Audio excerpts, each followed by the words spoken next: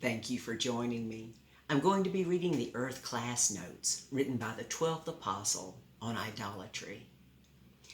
Idolatry is the worship of a false god or gods and is the first of the basic 10 commandments that God wrote on tablets of stone he gave to Moses when Moses was with him in his aerial craft at the top of Mount Sinai for 40 days, the number of testing. Remember that many of the less gifted Israelites who followed Moses out of Egypt grew tired of waiting for Moses to come down from that strange light and large object on the top of the mountain, thinking that Moses was dead. Whereupon they quickly built a golden calf, seeking to appease their very wrong concept of God, lest they die as they thought Moses had died. They knew that animal sacrifices were expected of them, not really understanding the true significance of the sacrifice. So they built a golden statue of a calf and began to worship the golden sacrifice they had built in a crazy, wild sexual orgy, Exodus 32. They caused mortal death to fall upon many of them at that time. Also remember that many of the gifted souls of Israel had left Egypt after Joseph had died when they saw how the leadership kingdom of Israel was headed, leaving with their families, traveling north and east, settling England and the British Isles, etc., before the exodus of the remnant that left Egypt with Moses. Remember when the first mortal sacrifice on altered earth was made. It was made by God for Adam and Eve when they had sinned, and God drove them out of their crystal classroom, placing a temporary mortal body subjective to pain and hunger and thirst and temperature, etc. Therefore, God gave the first sacrifice for them, as the same mortal body was given to cover all spirit bodies of all life on altered earth when Adam fell, as he was responsible to perfectly represent God as God's special witness in God's image, with a spirit body with 12 unlimited soul abilities. The sacrifice was a pair of beautiful golden sheep. God made golden fleece coats for Adam and Eve to keep them warm. A ram for Adam and a ewe for Eve.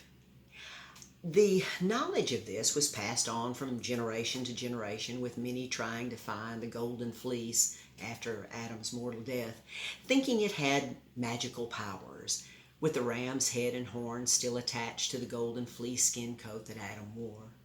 Genesis 3:21.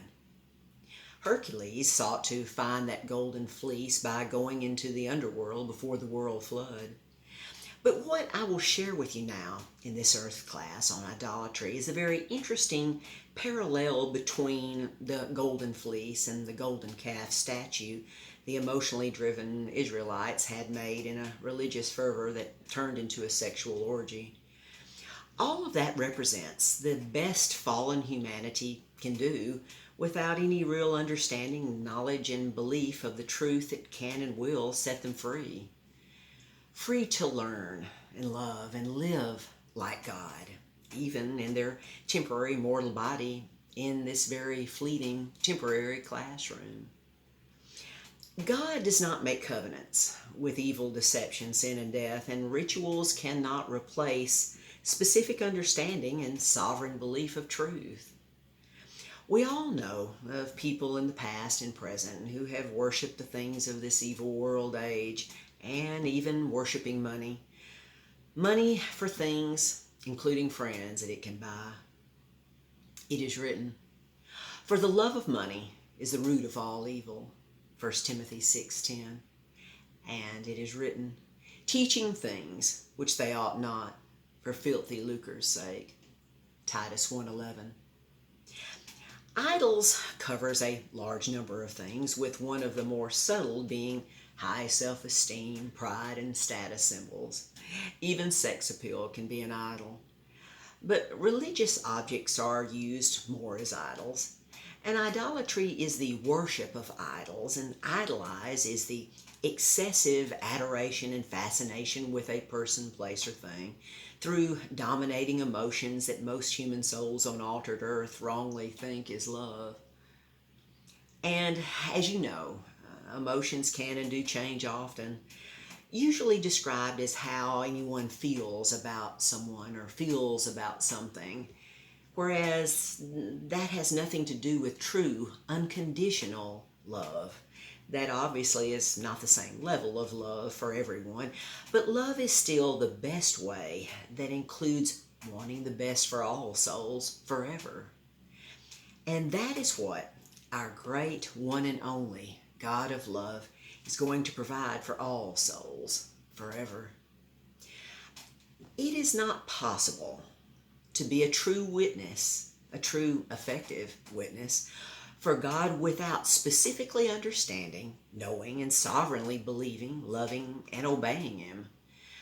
That is our responsibility in our very temporal classroom on altered earth while in our very temporary body.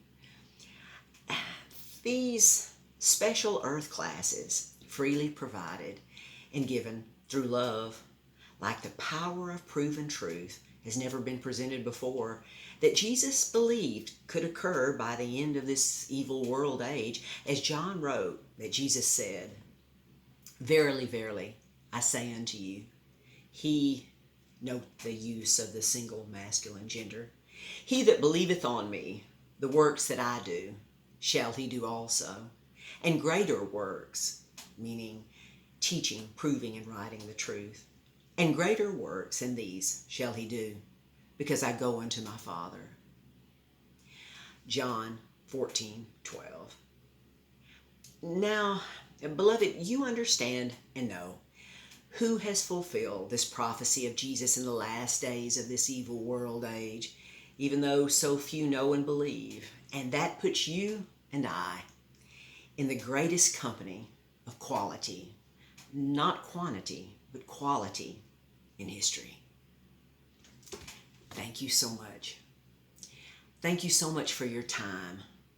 Until next time.